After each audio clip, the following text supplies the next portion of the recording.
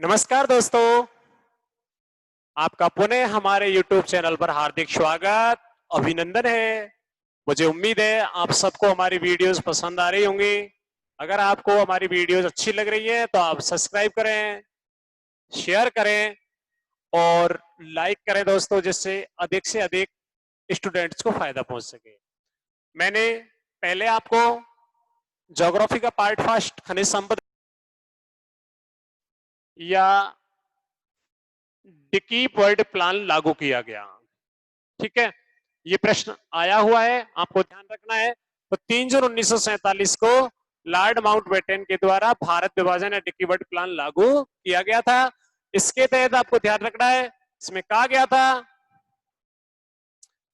इसमें कहा तो ये गया था दोस्तों कि कोई भी रियासत भारत संघ में सम्मिलित हो सकती है, कोई भी रियासत पाकिस्तान संघ में शामिल हो सकती है और कोई भी रियासत अपने आप को कैसा रख सकती है, स्वतंत्र। लेकिन इसी डिकीवर्ड प्लान में लॉर्ड माउंटबेटन ने इसी डिकीवर्ड प्लान के अंतर्गत एक धारा को जोड़ा और उस धारा का नाम था धारा 8। और इस धारा 8 में इस बात का उल्लेख किया गया कि वही रियासत स्वतंत्र रहेगी जिसके पास 10 लाख तो क्या होगी, जनसंख्या। 10 लाख क्या होगी, जनसंख्या।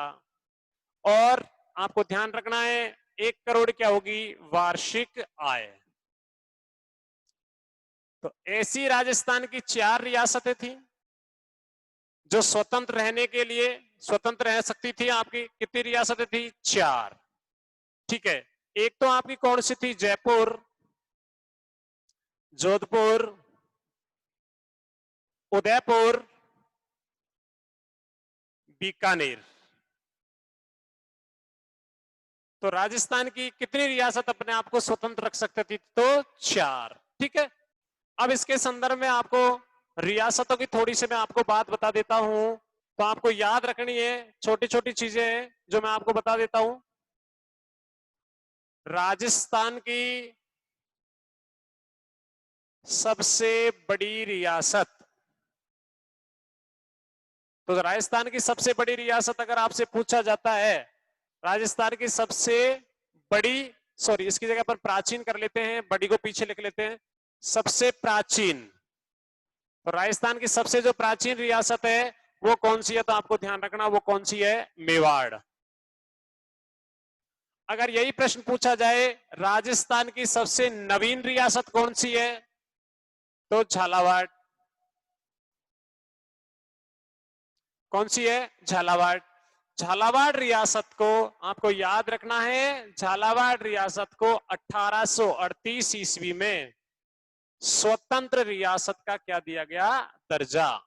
तो स्वतंत्र रियासत का दर्जा झालावाड़ रियासत को कब मिला, तो 1838 में। और इसी रियासत को कहा जाता है अंग्रेजों की देन। किसकी देन कहा जाता है, अंग्रेजों की देन। कौन सी रियासत, झालावाड़, ठीक है। उसके बाद बात करें राजस्थान की, राजस्थान की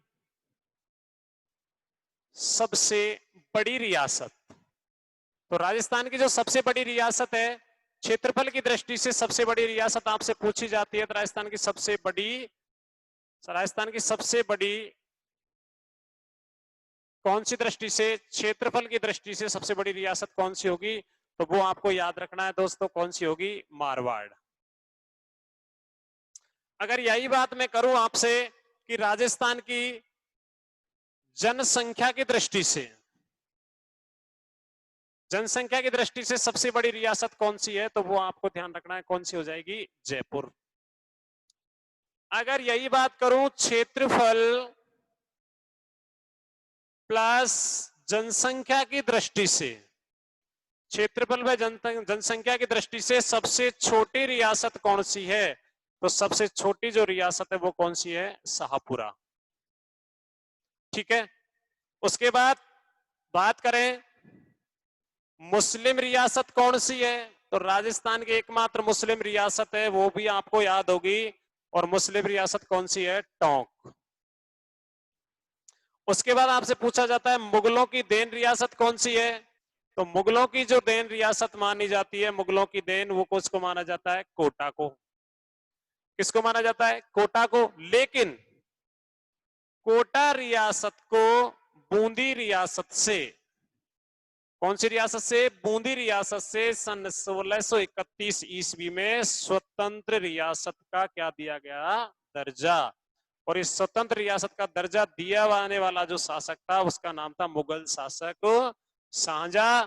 इसलिए मुगल शासक शाहजहां के द्वारा इस रियासत को बूंदी रियासत से अलग किया गया। इसी के कारण इस रियासत को कहा जाता है किसकी देन? मुगलों की देन। ठीक है। उसके बाद अपन नेक्स्ट बात करते हैं। तो पाकिस्तान में सम्मिलित होने की चाहत रखने वाली रियासत, सम्मिलित होने वाली रियासत, तो पाकिस्तान में सम्मिलित होने वाली जो रियासत थी वो राजस्थान में कितनी है? तो आपको ध्यान रखना है, एक तो आपकी कौन सी थी? जोधपुर, और एक कौन सी? आपकी धौलपुर। अब देखिए दोस्तों, बहुत महत्वपूर्ण चीज बता रहा हूं। अगर क्वेश्चन इस प्रकार से आता है, राजस्थान की रियासत जो पाकिस्तान में सम्मिलित होना चाहती थी, ऑप्शन में जोधपुर भी है, ऑप्शन में धौलपुर भी है। अपन को करना क्या है इस कंडीशन में? अपन को आपको याद रखना है, राइट जो आंसर होगा वो कौन सा होगा? जोधपुर का होगा। कौन सा होगा? जोधपुर का होगा। ठीक है। उसके बाद देखिए नेक्स्ट अपन बात करते हैं। तो यहां से अब थोड़ा सा किस्सा और मैं आपको बता देता हूं। जोधपुर शासक कुंवर हनुवंत सिंह, जोधपुर शासक कौन था? हनुवंत सिंह। हनुवंत सिंह, देखिए हुआ क्या था, धौलपुर के शासक उदयभान सिंह ने हनुवंत सिंह को भड़काया। तो हनुवंत सिंह को भड़काने पर वो तैयार हो गया।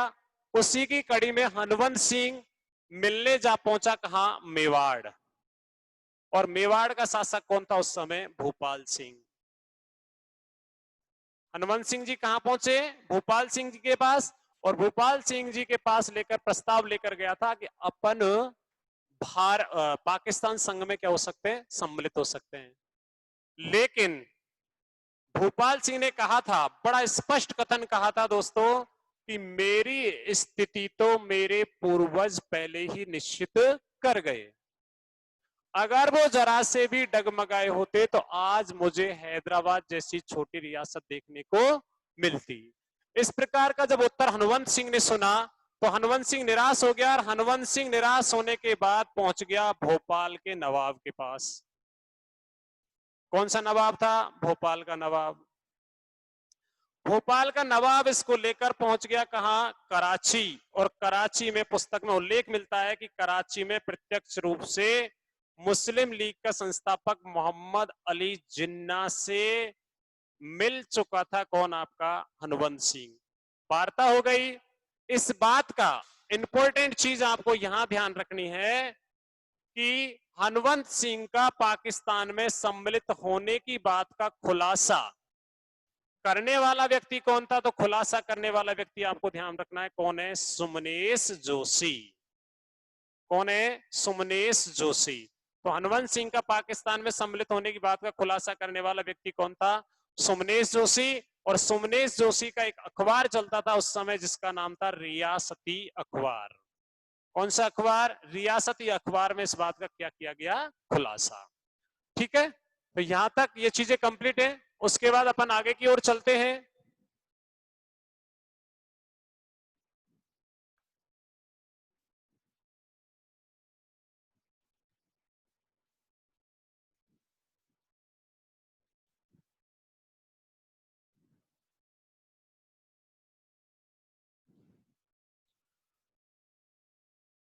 पच्चीस जून 1947 को रियासती विभाग की घोषणा हुई।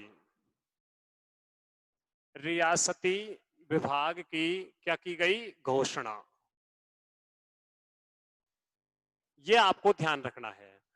तो 25 जून 1947 को कौन से विभाग की घोषणा हुई? रियासती विभाग की क्या हुई दोस्तों? घोषणा हुई और इस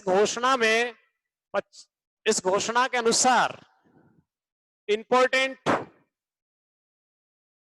5 जुलाई 1947 को रियासती विभाग की स्थापना हुई। रियासती विभाग की स्थापना हुई, या ऐसे कह दे इसका गठन कब हुआ, तो आपको ध्यान रखना है 25 जून 1947 को तो रियासती विभाग बनेगा ये घोषणा की गई थी और इस घोषणा को मूर्त रूप दिया गया था 5 जुलाई 1947 को। किसकी घोषणा कर दी? रियासती विभाग का क्या कर दिया? गठन। इस रियासती विभाग का एक पद रखा गया अध्यक्ष, और वो थे कौन? आपके सरदार वल्लभ भाई पटेल। इसके महामंत्री या इसके अध्यक्ष किसको बनाया गया? सरदार वल्लभ भाई पटेल को। इसका जो सचिव बनाया गया था वो बनाया गया था किसको? बीपी मेनन को। किसको बनाया गया था दोस्तों? बीपी मेनन को। और सरदार पटेल को कहते हैं भारत का बिस्मार्क। तो भारत का बिस्मार्क किसको कहा जाता है? सरदार वल्लभ भाई पटेल को। ठीक है, अब उसके उपरांत रियासती विभाग का गठन हो गया, इसने अपनी एक्टिविटी करना शुरू किया। इसी के उपरांत आपको ध्यान रखना है 25 जुलाई 1947 को नरेंद्र मंडल की बैठक आयोजित हुई दिल्ली में। बैठक आयोजित कहां पर हुई? दिल्ली। ठीक है, 25 जुलाई 1947 को नरेंद्र मंडल की बैठक कहां पर आयोजित हुई थी? दिल्ली में।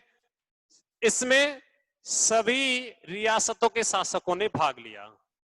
सभी रियासतों के शासकों ने क्या लिया? भाग लिया। जब रियासतों के शासकों ने भाग लिया उसी समय आपको याद रखना है रियासतों के शासकों ने भाग लिया, इसी बैठक में रियासती विभाग के द्वारा एक प्रस्ताव तैयार किया गया था भारत विलय का। किसका? भारत विलय का प्रस्ताव रखा गया। भारत विलय का प्रस्ताव। तो भारत विलय का प्रस्ताव जब रखा गया तो इसी प्रस्ताव के अकॉर्डिंग 2 प्रकार के विलय पत्र तैयार किए गए थे। कितने प्रकार के? 2 प्रकार के।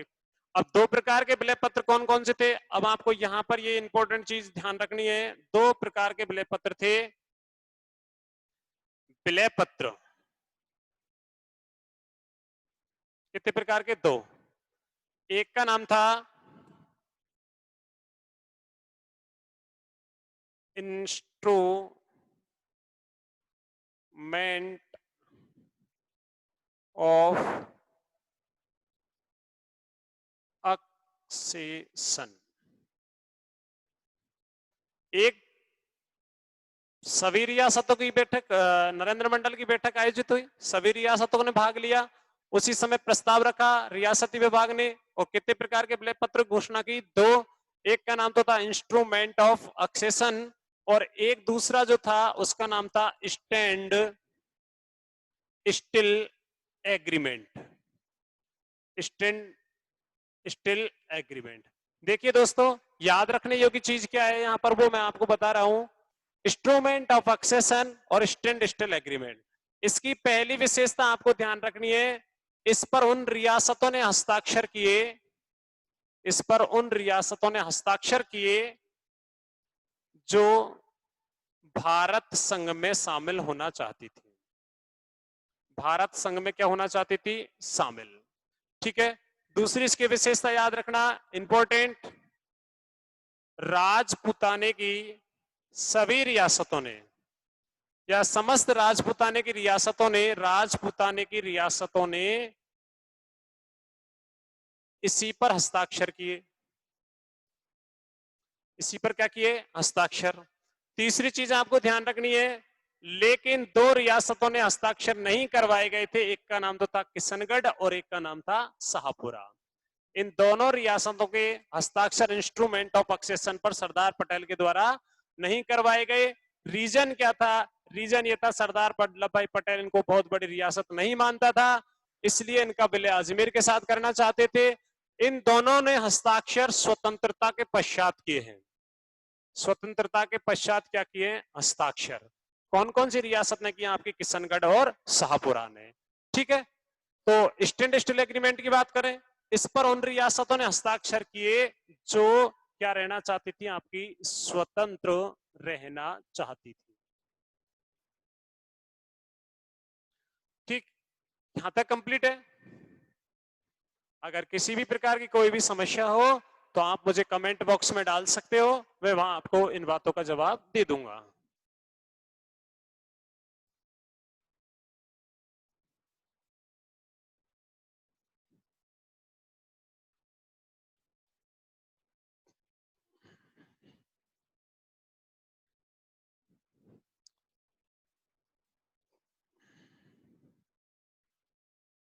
सर्वप्रथम राज्य की भौगोलिक स्थिति को एक करने का प्रयास किसने किया? तो आपको याद रखना चाहिए, सबसे पहले एकीकरण की बात करें तो समस्त राजपूताना की जो भौगोलिक स्थिति थी, इसको एक करने का प्रयास किसने किया? तो इसको एक करने का प्रयास किया था किसने? मुगल शासक। और मुगल शासक कौन है? आपको ध्यान रखना चाहिए, अकबर। मुगल शासक कौन था? अकबर। ठीक है, इसने अपने शासन को 12 प्रांतों में बांटा। कितने प्रांतों में? 12 प्रांतों में, जिसमें से एक प्रांत था कौन? आपका अजमेर मेरवाड़ा। एक प्रांत कौन सा था? अजमेर। और राजस्थान को, वर्तमान जो राजस्थान है, वर्तमान राजस्थान को इन्होंने, वर्तमान राजस्थान को किसके अंतर्गत रखा था? आपके अजमेर के अंतर्गत। सर्वप्रथम भौगोलिक स्थिति को एक करने का प्रयास किसने किया था? मुगल शासक अकबर ने। इन्होंने अपना जो शासन था उसको 12 प्रांतों में बांटा, उसमें से एक प्रांत कौन सा था दोस्तों? अजमेर। और हमारा जो वर्तमान का राजस्थान है उसको किसके अंतर्गत शामिल किया गया था? अजमेर में। दूसरा, आधुनिक इतिहास में, आधुनिक इतिहास में एकीकरण का प्रयास, सर्वप्रथम प्रयास किसके द्वारा किया गया? यह भी प्रश्न सोचने योग्य है। तो आपको ध्यान रखना है, आधुनिक इतिहास में सर्वप्रथम एकीकरण का प्रयास किया गया था कोटा। और कोटा का शासक कौन था दोस्तों? भीम सिंह। इस कोटा के शासक भीम सिंह ने क्या किया? अपनी छोटी छोटी रियासतों को मिलाकर भीम सिंह के द्वारा एक संघ का निर्माण किया गया, जिसका नाम क्या था? हाड़ौती संघ। क्या नाम था? हाड़ौती संघ। लेकिन ये क्या हो गया दोस्तों? विफल हो गया। क्या हो गया? विफल हो गया। तो आधुनिक इतिहास में सर्वप्रथम एक करने का जो प्रयास किया गया था कोटा के शासक भीम सिंह, इसने क्या किया दोस्तों? कोटा, बूंदी, झालावाड़ और जो 12 का जो क्षेत्र बनता है, इस क्षेत्र को मिलाकर इन्होंने एक अपना अलग से संघ बनाने की घोषणा की, लेकिन ये कारगर साबित नहीं हो पाई। ठीक है, उसके बाद देखिए, एक संघ तो बन गया। कौन सा संघ आपका? यह आपको याद रखना है, हाड़ौती संघ का निर्माण किसने किया था? तो भीम सिंह ने। ठीक है, उसके बाद दूसरी चीज देखिए, राजस्थान यूनियन संघ। तो राजस्थान यूनियन संघ का निर्माण किया था मेवाड़ के शासक कौन थे? महाराणा भोपाल सिंह। मेवाड़ शासक महाराणा भोपाल सिंह। इन्होंने क्या किया?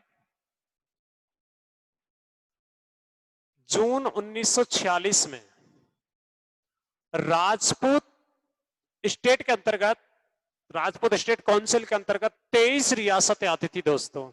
कितनी रियासतें आती थी? 23। लेकिन अपन एकीकरण में कितनी पढ़ते हैं? 19 पढ़ते हैं। तो आपको ध्यान रखना है, राजपूत स्टेट काउंसिल के अंतर्गत कितनी रियासतें आती थी? 23 रियासतें आती थी, जिनमें से एक रियासत ने भाग नहीं लिया, और वो कौन सी थी? पालनपुर। कौन सी थी? पालनपुर रियासत। तो आपको याद रखना है उन सभी रियासतों को, पालनपुर रियासत को छोड़कर, और सभी रियासत अर्थात 22 रियासतों का एक सम्मेलन उदयपुर में आयोजित हुआ। और उदयपुर में आयोजित होने के बाद मेवाड़ के महाराणा भूपाल सिंह ने यह कहा था कि आप मेवाड़ के नेतृत्व में अपना संघ, स्वतंत्र संघ बनाने की क्या करेंगे, घोषणा। लेकिन यहां पर किन्हीं कारणों से ये आपका राजस्थान यूनियन जो संघ है ये भी क्या हो गया था, आपका विफल हो गया दोस्तों। क्या हो गया, विफल हो गया। इसका विरोध कर दिया राजपूताने की रियासतों ने, बीकानेर, जोधपुर का शासक था उम्मेद सिंह। उस उम्मेद सिंह ने सबसे पहले इस बात का विरोध किया कि हम मेवाड़ के अधीन नहीं रह सकते। ठीक है। उसके बाद तीसरी चीज आपको ध्यान रखना है, मानसिंह के द्वारा एक संघ बना गया राजपूताना संघ। इसमें क्या किया गया, इसने छोटी छोटी रियासतों से अपनी स्वतंत्रता को बचाने के, अस्तित्व को बचाने के लेकर एक संघ बनाने की इन्होंने योजना बनाई और उस संघ का नाम क्या रखा गया था, राजपूताना संघ। लेकिन किन्हीं कारणों से दोस्तों उन छोटी छोटी रियासतों ने इनकी बातों को माना नहीं और ये भी कैसा हो गया दोस्तों, विफल हो गया। ठीक है। उसके बाद बागड़ संघ बना और बागड़ संघ का निर्माण कहां का शासक था, डूंगरपुर का शासक। और डूंगरपुर का जो शासक था वो कौन था, लक्ष्मण सिंह। कौन था, लक्ष्मण सिंह। इसका भी प्रयास क्या हो गया दोस्तों, विफल हो गया। एक चीज और आपको ध्यान रखनी है, बीकानेर का शासक था शार्दुल सिंह। और इस शार्दुल सिंह ने क्या किया, लोहारू जो हरियाणा में पड़ता है, लोहारू राज्य जो कहां पर पड़ता है आपका, वर्तमान में हरियाणा में पड़ता है। इस लोहारू का जो नवाब था वो पाकिस्तान भाग गया था। बीकानेर का शासक शार्दुल सिंह था। इसने क्या किया कि लोहारू का जो नवाब था वो पाकिस्तान भाग गया और लोहारू को कहां पर मिलाने का विफल प्रयास किया गया था। तो इन्होंने एक विफल प्रयास किया था, लोहारू को कहां पर मिलाने का, बीकानेर में मिलाने का प्रयास किया गया। ये एकीकरण से पूर्व की कुछ घटनाएं हैं जहां से आपको प्रश्न आ सकता है। एकीकरण का जो प्रश्न आता है दोस्तों वो आपको ध्यान रखना युग्म सम्मिलित में आता है। जैसे कि उदाहरण के लिए बात करूं, एक तरफ संघों के नाम दे दिया, हाड़ौती संघ, राजस्थान यूनियन संघ, राजपूताना संघ, बागड़ संघ।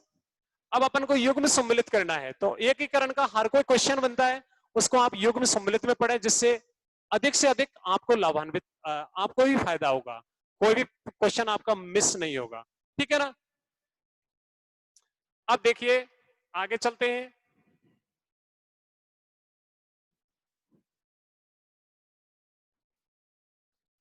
उम्मीद ही नहीं, पूरी आशा है कि आपको ये वीडियो पसंद आ रहा होगा। अगर ये वीडियो आपको पसंद आए तो आपके जितने भी मित्र हैं उन सभी मित्रों के ग्रुपों में शेयर करें, इसको अधिक से अधिक सब्सक्राइब करवाएं और लाइक करवाएं। अब देखिए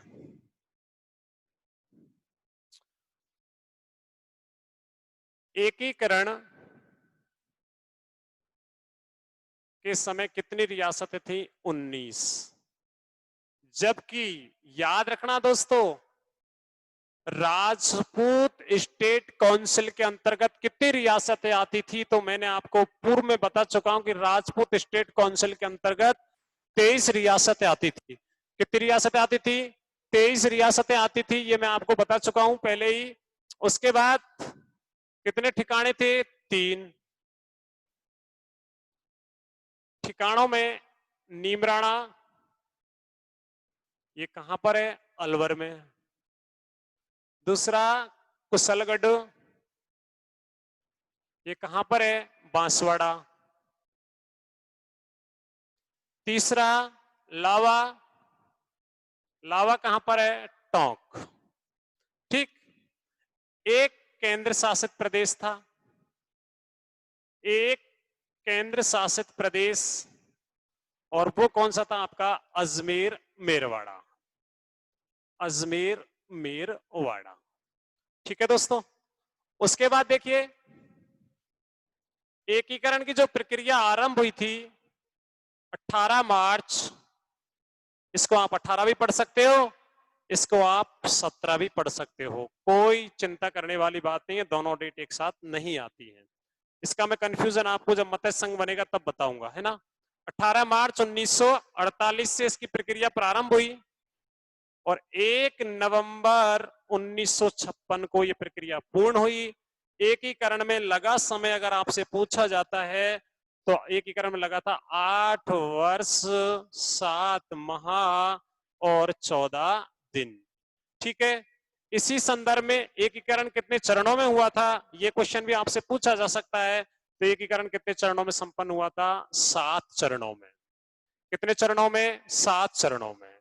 तो देखिए दोस्तों, एकीकरण के समय रियासतें कितनी थी? 19। ठिकाने कितने थे? 3। नीमराना कहाँ है? अलवर है, कुशलगढ़, बांसवाड़ा और लावा टोंक। एक केंद्र शासित प्रदेश था जो जिसका नाम क्या था? अजमेर मेरवाड़ा। उसके बाद ये प्रक्रिया आरंभ हुई थी 17-18 मार्च 1948 से लेकर 1 नवंबर 1956 और इसमें जो समय लगा था वो लगा था 8 वर्ष 7 माह और 14 दिन। ठीक है, अब आगे चलता हूं। अब यहां से संघों का निर्माण करूंगा। कितने चरणों में एकीकरण संपन्न हो रहा है? 7 चरण पढ़ेंगे, लेकिन उससे पहले आपको हर चरण की डेट मुंह जबानी याद होनी चाहिए। आपको कंफ्यूज नहीं होना चाहिए कि साहब ये चरण कब बना, ये चरण कब बना। उसके लिए मैं आपसे प्रयास कर रहा हूं हल्का सा, और आप थोड़ा सा देखते जाएं।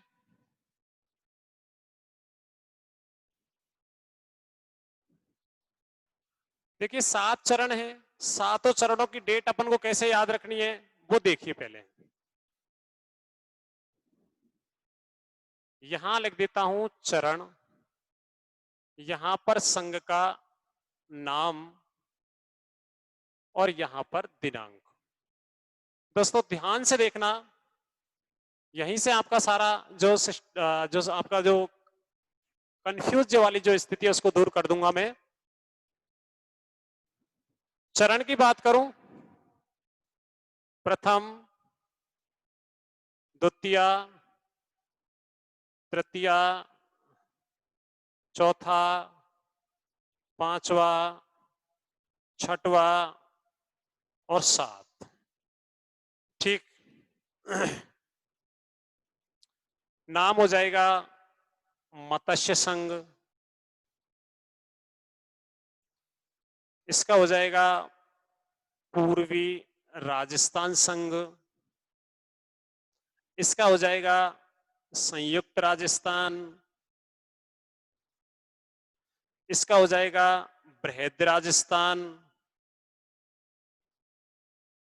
और इसका हो जाएगा संयुक्त बृहद राजस्थान।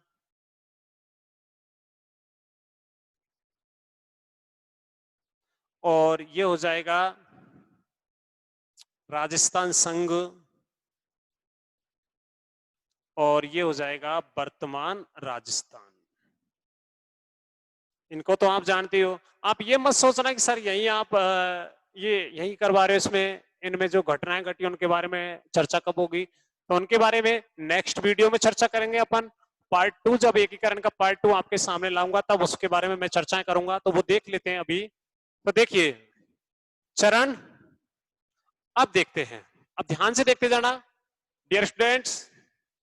एक बार अगर आप मेरी ये वीडियो आप देख रहे हैं, यहां तक पहुंचे हैं तो, और एक चीज ध्यान रखना, हमेशा हर वीडियो को आप अंत तक देखें, जिससे कि आपको पता लग जाएगा कि इसमें कोई न कोई सी चीज छिपी हुई है जो आपसे अदृश्य है।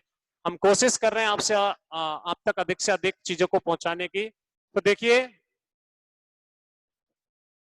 प्रथम चरण का नाम क्या हो गया? मत्स्य संघ। प्रथम चरण बनेगा कब आपका? 18 मार्च 1948। बेसिकली चीजें हैं, आपको 2 डेट याद रखनी पड़ेगी, प्रथम चरण और अंतिम चरण की। ठीक है, तो पहले चरण का निर्माण होता है 18 मार्च 1948।